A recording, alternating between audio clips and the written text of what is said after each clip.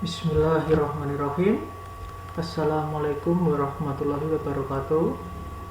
Selamat pagi anak-anakku sekalian. Pada pagi hari ini kita memasuki mata pelajaran yaitu gambar teknik untuk kelas 10, khususnya jurusan DPIB. Pelajaran gambar teknik ini adalah pelajaran dasar sebelum kalian nantinya dapat menggambar secara lebih profesional untuk menggambar bangunan. Nah, kenapa gambar teknik itu penting? Karena adalah gambar teknik itu adalah sebagai acuan kalian agar bisa mengerti acuan-acuan gambar bangunan yang harus kalian pahami nanti. Yang pertama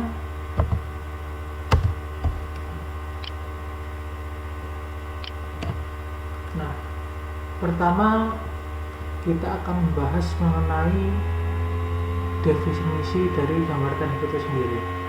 Nah, gambar teknik adalah suatu alat komunikasi yang dituangkan dalam bentuk gambar dengan ketentuan-ketentuan tertentu yang telah menjadi standar dan disepakati bersama, sehingga tidak akan menimbulkan tafsiran yang berbeda bagi orang yang melihatnya. Nah, inilah perbedaan antara gambar teknik dengan gambar melukis. Kalau gambar melukis adalah gambar yang bebas, kita bisa melukis sesuai keinginan kita, mau itu gambar pemandangan, gambar abstrak atau yang lainnya, itu bebas. Sedangkan kalau gambar teknik, kita harus menggambar sesuai standar yang sudah ada dan sudah disepakati bersama. Nah, di bawah ini adalah contoh jenis gambar teknik, yaitu adalah gambar bangunan. Ada di sini ada tampak bangunan, dari tampak depannya, tampak belakangnya, tampak samping, dan lain-lainnya. Kemudian, fungsi gambar teknik sendiri adalah yang pertama adalah untuk penyampaian informasi, yaitu antara pihak perencana dan pelaksana konstruksi, sehingga harus jelas dan dipahami kedua belah pihak sehingga mudah dilaksanakan. Bagi yang belum mengerti perencana dan pelaksana itu apa, perencana adalah orang yang menggambar atau yang mendesain bangunan yang akan kita bangun. Sedangkan pelaksana adalah kontraktor atau orang yang mengerjakan bangunan yang acuannya dari gambar perencana tadi. Nah, kemudian yang kedua ada untuk pengawetan dan penyimpanan, yaitu sebagai bahan informasi untuk rencana-rencana baru di kemudian hari. Jadi gambar teknik ini nantinya adalah fungsinya untuk sebagai untuk file ya, file dokumentasi atau file yang harus disimpan. Jadi sehingga nanti kedepannya apabila kita ingin merenovasi ataupun ingin merubah bangunan, kita tahu bagian-bagian mana saja yang perlu dirubah ataupun yang perlu diperbaiki. Contohnya, apabila kita ingin menambah atau membuat pipa saluran air, kita kan kalau di dalam rumah tidak mengetahui di mana letak pipa-pipa tersebut. Nah, inilah fungsi gambar teknik untuk mengetahui di mana letak-letak pipa dari tersebut, seperti itu. Kemudian yang ketiga adalah sebagai penuangan gagasan dan pengembangan. Nah, yaitu menuangkan konsep rencana yang telah terlintas di pikiran dalam bentuk gambar. Jadi seorang arsitek atau juru gambar, dia memiliki ide di kepalanya untuk nanti menggambar sesuatu. Nah, ide tersebut dituangkan di dalam bentuk gambar ini atau gambar teknik ini. Kemudian selanjutnya, standar dari gambar teknik sendiri. Nah, dalam gambar teknik diberlakukan di dalam lingkungan perusahaan, antar perusahaan atau industri di dalam suatu negara. Bahkan standar gambar teknik dapat diberlakukan pada industri antar negara yang dikenal dengan standar internasional atau disingkat SI. Jadi untuk sifatnya arsitek yang menggambar skala internasional, dia adalah panduannya menggunakan panduan menggambar teknik standar internasional atau SI, seperti itu. Nah, kemudian jika lingkup pekerjaan arsitek atau juru gambar itu adalah di lingkungan nasional atau di negara itu sendiri mereka memiliki standarnya masing-masing. Di Jepang dia memiliki yang namanya JIS, ya, Japan International Standard. Sedangkan Belanda punya NEN, Jerman itu punya DIN atau Dutch Industry Norm. Sedangkan Indonesia sendiri memiliki yaitu adalah SII atau Standar Industri Indonesia. Nah, untuk internasional atau skala internasional, gambar teknik sendiri itu memiliki standar internasional atau ISO, International Organization for Standardization. Jadi ISO di sini adalah bisa digunakan untuk semua negara, seperti itu ya.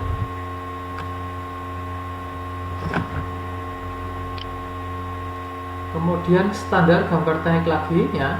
Untuk yang ISO atau International Organization for Standardization adalah satu, intinya tujuannya untuk menyatukan pengertian teknik menggambar antar bangsa, jadi biar satu standar seperti itu.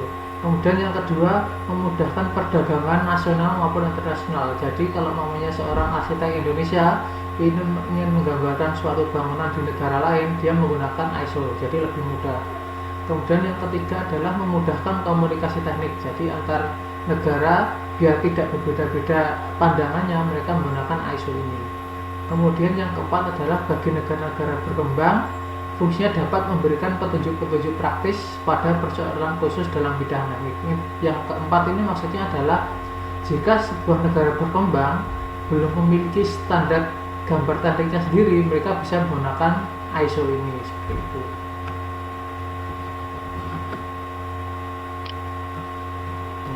Kemudian untuk ISO sendiri ini adalah fungsinya untuk mengatur tentang ukuran ya, kemudian skala, garis yang dipakai, lambang-lambang, simbol-simbol, kemudian toleransi ukuran, kemudian bentuk kop gambar atau judul gambar, kemudian keterangan gambar dan lain sebagainya. Banyak di dalam yang mengatur dalam gambar teknik di ISO ini. Kemudian skala. Nah, apa itu skala gambar? Skala gambar adalah perbandingan ukuran linear pada gambar terhadap ukuran linear dari unsur yang sama atau dari benda pengecilan dan perbesaran gambar. Nah, ini contoh skala pembesaran. Jadi contoh ini ya, ada skala 50:1. Jadi maksudnya seperti ini. Contoh ini bukan di gambar, contohnya di virus ya, kayak corona seperti ini kan mereka ukurannya kecil sekali. Dia dianggap ukurannya namanya corona itu adalah 1 mm. Nah, itu kan kalau digambar, kalau dibentuk nyata ukuran 1 cm kan terlalu kecil. Nah, untuk biar orang bisa melihat, mereka diperbesar menjadi 50 kalinya. Makanya itu disebut 50:1 atau pembesaran skala. Kemudian ada ukuran penuh, contohnya 1:1. Kalau 1:1 maksudnya adalah ukuran 1 ya, 1 cm di sebenarnya itu sama dengan 1 cm digambar. Jadi seumpamanya kita menggambar orang ya, ingin menggambar orang, ukurannya orangnya tingginya di kenyataan 1 meter. Nah, kemudian kita gambar di ukuran kertas yang lebih besar, ya ukurannya sama 1 meter juga. Itu namanya ukuran penuh atau ukuran yang sama 1:1. Kemudian ada skala pengecilan. Nah, ini yang nantinya sering digunakan pada gambar bangunan ya, seperti itu. Karena bangunan itu pada dasarnya adalah ukurannya sangat besar sekali. Kalau maunya kita gambar dengan ukuran penuh kan tidak mungkin di kertas gambar. Maka dari itu kita menggunakan perbandingan. Contoh di sini ada ukuran 1:100. Jadi contohnya ada bangunan dengan ukuran 100 cm seperti itu ya, ukuran panjangnya 100 cm di ukuran nyatanya. Nah, di gambar kita hanya menggambar 1 cm saja seperti itu. Nah, kemudian ada jenis-jenis alat gambar teknik ya. Dalam menggambar nantinya, kalau gambar manual kita memerlukan namanya kertas gambar. Kertas gambar ini nanti bisa macam-macam jenisnya. Nah, kemudian yang kedua ada pensil gambar. Ketiga ada rapido. Rapido itu seperti ballpoint tapi dia menggunakan tinta langsung seperti itu. Kemudian yang keempat ada penggaris. Kemudian yang kelima ada jangka. Kemudian yang keenam ada penghapus. Yang ketujuh ada mal atau cetakan seperti itu. Yang kedelapan ada busur. Yang kesembilan ada meja gambar. Nah, yang pertama tentang kertas gambar. Nah, kertas yang biasa digunakan untuk menggambar teknik adalah kertas gambar berwarna putih yang permukaannya tidak kasar. Apabila kertas gambar kasar, nantinya akan menyulitkan kita untuk menarik garis lurus dengan menggunakan tinta.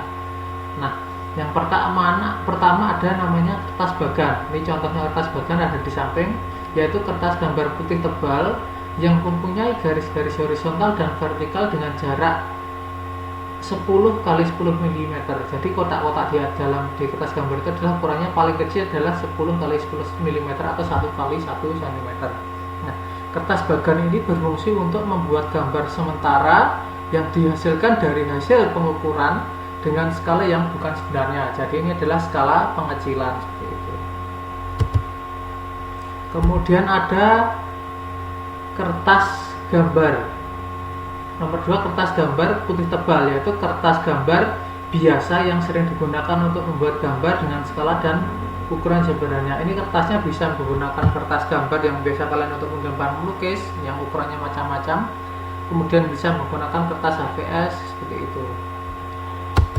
Kemudian yang ketiga ada namanya kertas kalkir. Nah, ini yaitu kertas transparan yang biasanya digunakan untuk membuat gambar menggunakan tinta seperti itu.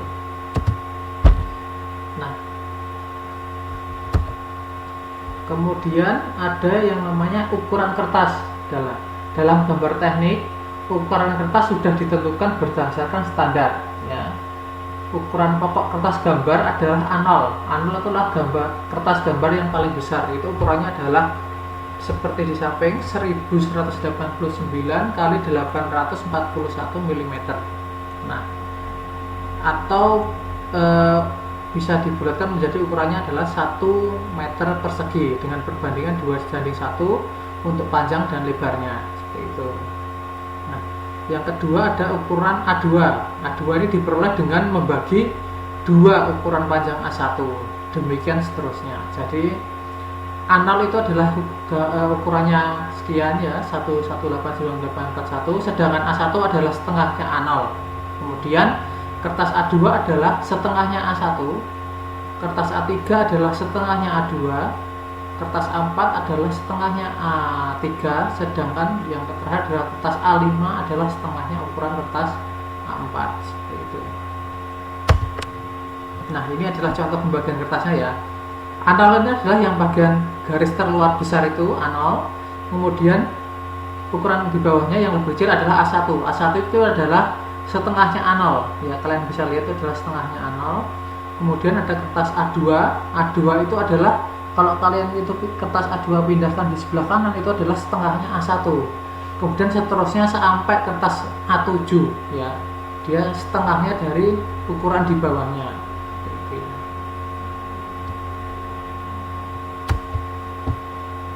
Kemudian ada pensil gambar. Nah, ini adalah pensil adalah alat gambar yang paling sering dipakai nantinya kita untuk melatih gambar teknik dasar. Pensil gambar ini terdiri dari batang pensil dan isi pensilnya. Batang pensil ini adalah yang kayu, sedangkan isi pensilnya adalah yang hitam yang bisa untuk menggambar. Nah, ini pensil batang ya. Pensil itu ada jenisnya, ada banyak. Yang pertama adalah pensil batang. Pada pensil ini antara isi dan batangnya mereka menyatu. Untuk menggunakan pensil ini harus dirawat terlebih dahulu. Nah, kemudian habisnya isi pensil ini nanti akan bersama dengan habisnya batang pensilnya. Itu. Kemudian ada pensil mekanik ya. Pensil mekanik ini adalah antara batang dan isi pensil terpisah ya. Jadi jika isi pensil ini habis dapat diisi ulang, sedangkan batang pensil ini tetap tidak bisa habis. Nah, pensil mekanik itu memiliki ukuran garisnya itu adalah, misalnya paling kecil itu ada 0,3 mm sampai yang paling besar ada 1 mm. Nah, pensil gambar berdasarkan kekerasan. Jadi pensil itu memiliki kekerasan. Kekerasan ini nanti adalah fungsinya untuk sebagai tebal tipisnya garisnya. Pensil gambar yang diproduksi pada pabrik itu mempunyai tingkat kekerasan yang berbeda-beda. Nah, tingkat kekerasan tersebut dilambangkan dengan huruf yang merupakan singkatan dari bahasa Inggris seperti F itu untuk firm, ya, H untuk hard, dan B untuk black. Ya. Jadi dari F ke H dan B itu adalah dari F itu yang paling tipis, sedangkan B itu adalah yang paling tebal. Seperti itu. Tingkat kekerasan pensil memberikan perbedaan pada tebal dan tipis garis yang dihasilkan. Nah, tingkat kekerasan pensil yang ada di pasaran dapat dilihat pada tabel berikut. Nah, seperti pada di gambar, dia contoh di sini adalah yang keras. Yang keras ini adalah 4H. 4H dia semakin ke 5, 6, 7, 8 itu semakin keras. Ya. Kemudian sedang. Kalau yang sedang adalah tingkat kekerasannya itu adalah pensil 3H. Kemudian semakin lunak dia menuju ke B, ya. Kemudian ada pensil lunak. Kalau yang pensil lunak adalah 2B, kemudian semakin lunak lagi dia sampai ke 7B.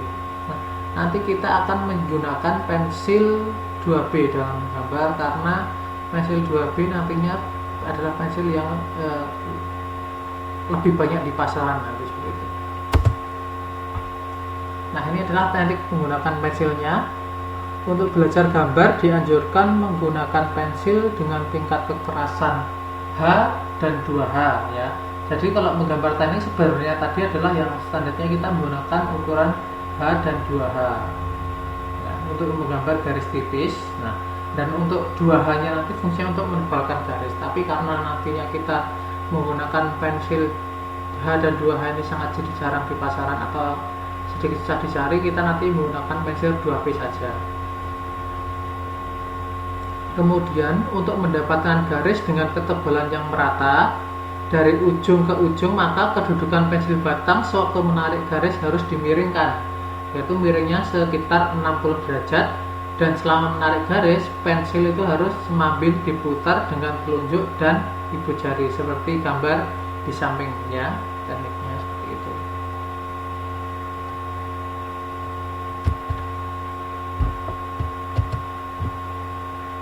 Nah, ini teknik menarik garis menggunakan pensil, ya, terutama menggunakan pensil batang.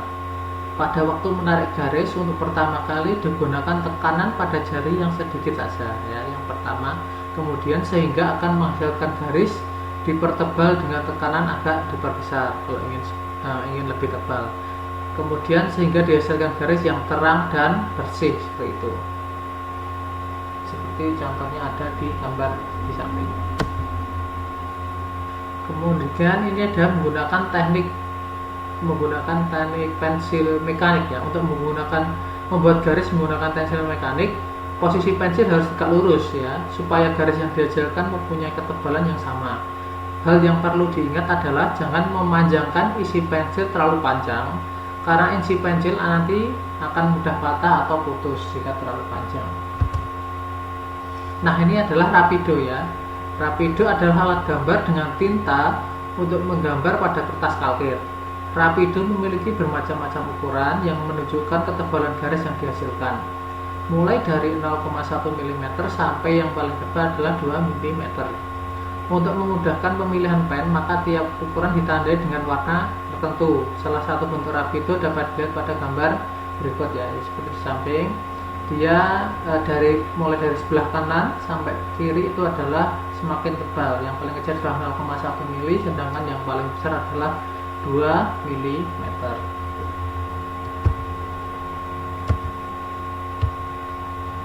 Nah, ini adalah teknik menggunakan rapido. Dalam menarik garis dengan rapido sebaiknya ditempelkan saja, tidak perlu ditekan. Nah, pada kertas. Kemudian ditarik dengan kemiringan antara 60 sampai 80 derajat dari arah kiri ke kanan. Nah, ini caranya seperti menggunakan pensil batang, ya, tidak perlu ditekan terlalu kencang, hanya ditempelkan saja. Apabila jalannya tinta kurang lancar, rapido diangkat, ya, lalu digoyang-goyangkan secara horizontal, kemudian baru dicoba kembali. Itu. Nah, untuk membersihkan rapido dapat ditempuh langkah-langkah sebagai berikut. Yang pertama, lepaskan pena dari tangkai atau rumahnya dengan menggunakan kunci pena yang tersedia. Yang kemudian kedua, semprotkan air ke arah pena. Kemudian yang ketiga, ketuk-ketukkan secara perlahan-lahan untuk mengeluarkan tinta di dalam pen tersebut dan semprot kembali dengan air sampai bersih. Nah, seperti ini ya caranya ya, langkah-langkahnya cara seperti itu. Nah, kemudian ada alat berikutnya yaitu adalah penggaris T ya. Penggaris T ini terdiri dari dua bagian, yaitu bagian mistar panjang dan bagian kepala berupa mistar pendek tanpa ukuran yang bertemu membentuk sudut 90 derajat. Ini adalah mistarnya atau penggaris. Nah, ini ada teknik menggunakan penggaris T seperti ini.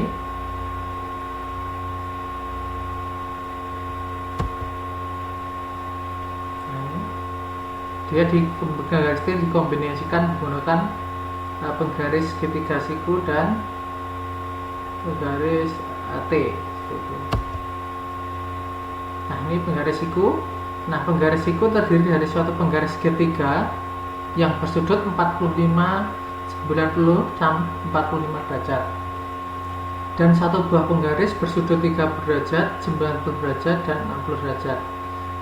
Sepasang penggaris segitiga ini digunakan untuk membuat garis-garis sejajar, membuat garis sudut-sudut istimewa, dan garis yang saling tegak lurus. Nah, ini adalah contoh gambar penggaris siku. Nah, ini penggaris ini nantinya harus kalian miliki atau bisa diusahakan memiliki penggaris siku yang sepasang ya, yaitu penggaris segitiga 45 derajat dan penggaris segitiga 30 derajat atau 60 derajat. Nah, ini penggaris segitiga yang baik yaitu yang pertama adalah tepi mistar segitiga harus rata, tidak boleh ada patahan-patahan ya, dan harus benar-benar siku 90 derajat. Nah, ini teknik menggunakan penggaris siku seperti yang tadi. Nah, kemudian ada yang digunakan selanjutnya adalah bursur derajat. Bursur derajat ini digunakan untuk membagi sebuah sudut menjadi sama besar. Bursur derajat pada umumnya terbuat dari plastik atau mikat bening serta dilengkapi dengan garis-garis pembagi mulai dari sudut 0 derajat sampai dengan sudut 180 derajat. Namun ada pula juga yang dimulai dari sudut 0 derajat sampai 360 derajat. Jadi ada busur yang 180 derajat dan 360 derajat. Tapi nanti saat kita menggambar teknik kita menggunakan busur yang 180 derajat saja. Nah, ini adalah teknik menggunakan busur derajat ya. Untuk mengukur besar sudut menggunakan busur derajat, perhatikan langkah-langkah berikut. Yang pertama, tempatkan busur-busur atau pusat busur derajat pada titik sudut yang diukur. Nah, titik sudutnya adalah A contohnya. Kemudian tempatkan salah satu kaki sudutnya pada 0 derajat. Nah, ini 0 derajatnya ada di B, garis AB. Kemudian bacalah angka yang pada busur derajat yang dilalui oleh kaki sudut yang lain. Nah, ini adalah sudut yang terbentuk adalah pada garis AC. Jadi di sini garis sudut BAC adalah sebesar, kalau kita lihat di samping adalah sebesar 60 derajat seperti itu. Kemudian ada jangka gambar. Jangka adalah alat gambar yang digunakan untuk membuat lingkaran dengan cara menancapkan salah satu ujung batang pada kertas gambar sebagai pusat lingkaran dan yang lain berfungsi sebagai pensil untuk menggambar garis. Nah, ini jangka gambar. Teknik menggunakannya adalah jangka mempunyai dua kaki. Ujung kaki yang satu itu adalah logam yang runcing, itu sebagai pusat lingkaran, sedangkan kaki yang lain sebagai diisi atau pengisi, yaitu bisa menggunakan ujung pensil, bisa menggunakan trackpen atau tinta seperti itu. Sedangkan jarum jangka fungsinya untuk membagi atau mengukur. Nah, ini teknik menggunakan jangka. Dari konstruksi jangka di samping, bagian kepala jangka harus dikartel supaya pada saat jangka diputar tidak sukar dan licin. Bagian dari kaki jangka harus terjepit tetapi tetap masih bisa digerakkan. Kemudian jarum jangka yang terletak pada bagian ujung jangka mempunyai dua ujung yang tajam, di mana pada bagian ujung yang satu mempunyai titik yang kecil dan rata. untuk mencegah kerusakan kertas gambar pada saat membuat lingkaran, sebaiknya menggunakan ujung jangka yang kecil saja. Nah, ini adalah teknik menggunakan jangka yang isinya menggunakan tinta, bukan pensil. Nah, berdasarkan penggunaannya, jangka terbagi atas. Yang pertama jangka besar, dia diameternya bisa sampai 10-20 cm. Kemudian ada jangka menengah, dia ukurannya adalah diameternya 20 mm atau 2 cm sampai 10 cm. Kemudian ada jangka kecil, yaitu digunakan untuk menggambar lingkaran dengan diameter 5 mm sampai 30 mm seperti itu. Kemudian ada yaitu penghapus. Nah, seperti yang telah kita ketahui, penghapus terdiri dari beberapa macam.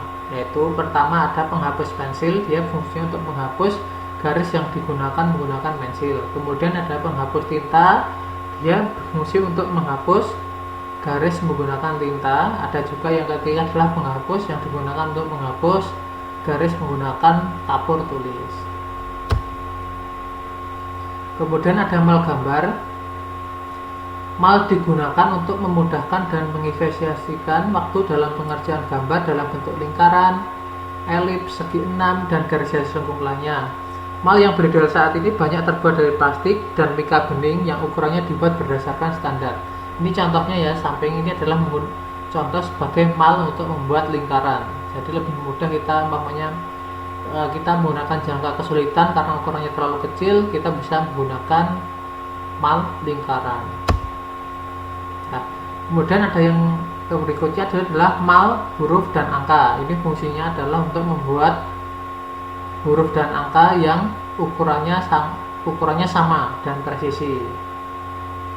Karena mal huruf dan angka ini ukurannya sudah distandarkan menggunakan standar internasional tadi. Kemudian ada mal lengkung, ya. Mal lengkung ini berfungsi untuk melukiskan garis-garis lengkung istimewa yang tidak bisa dilukiskan oleh jangka dan alat lainnya, seperti lengkung, diagram, dan grafik. Jadi lengkung-lengkung yang susah digunakan kita bisa menggunakan mal lengkung ini.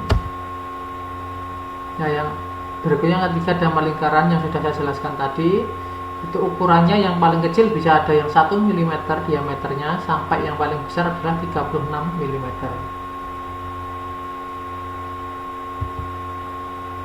Nah, ini adalah yang kemudian ada mal bentuk. Ini ada untuk membuat gambar geometri dan simbol-simbol tertentu dengan cepat digunakan mal bentuk. Nah, ini ada contohnya seperti di samping, ada membentuk segitiga, segi empat, lengkung, elips, dan lain-lain. Kemudian ada alat gambar teknik, yaitu berupa papan dan meja gambar.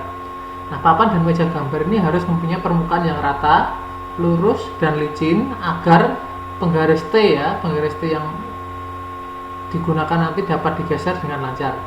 Kemudian ukuran papan gambar yang memadai untuk gambar teknik adalah panjangnya 1265 mm dengan lebarnya 915 mm.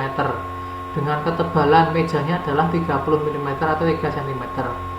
Meja gambar juga dirancang dengan ukuran sesuai dengan ukuran kertas, seperti ukuran kertas A0 dan A1. Jadi meja gambar itu macam-macam ukurannya, tapi yang paling besar adalah bisa digunakan untuk menggambar ukuran kertas A0 atau kertas yang paling besar. Nah, kemudian ada peralatan yang lainnya adalah selotip. Ini digunakan untuk merekatkan kertas gambar pada meja gambar, jadi biar tidak mudah bergeser. Nah, ini ada tugas untuk pada hari ini adalah tugas kelompoknya. Untuk tugas kelompok kita bagi karena ada 36 siswa, kita bagi sesuai urut absen 6 orang ya. Tugas kelompok yang pertama adalah saat ini proses pembuatan gambar teknik telah menggunakan media komputer. Menurut pendapat Anda, apa kelebihan dan kekurangan menggambar secara manual dibanding menggunakan komputer? Seperti itu. Yang kedua, Bila saat menggambar Anda tidak memiliki busur derajat, alat apa sajakah yang dapat digunakan untuk membuat berbagai sudut dengan besar tertentu? Kemudian yang ketiga adalah jelaskan teknik penggunaan busur derajat, penggaris siku, dan T, jangka, mal, serta mesin gambar. Silahkan dikerjakan. Kemudian tugas kelompok ini nanti dikerjakan menggunakan Microsoft Word saja. Jika sudah selesai bisa dikirimkan lewat WA ke saya sesuai kelompoknya masing-masing. Yang kelompok 1 adalah absen nomor 1 sampai 6, kelompok kedua 7 sampai 12 dan seterusnya seperti itu. Nah, ini adalah tugas individu. Setelah kalian mengerjakan tugas kelompok dan selesai, kalian bisa mengerjakan tugas individu ini dikerjakan masing-masing sendiri-sendiri menggunakan kertas folio ya, kemudian ditulis tangan seperti itu. Nah, ya sekian, terima kasih untuk pelajaran pada pagi hari ini. Semoga ilmu yang saya sampaikan bisa dimengerti dan bermanfaat bagi kalian semua. Terima kasih. Wassalamualaikum warahmatullahi wabarakatuh.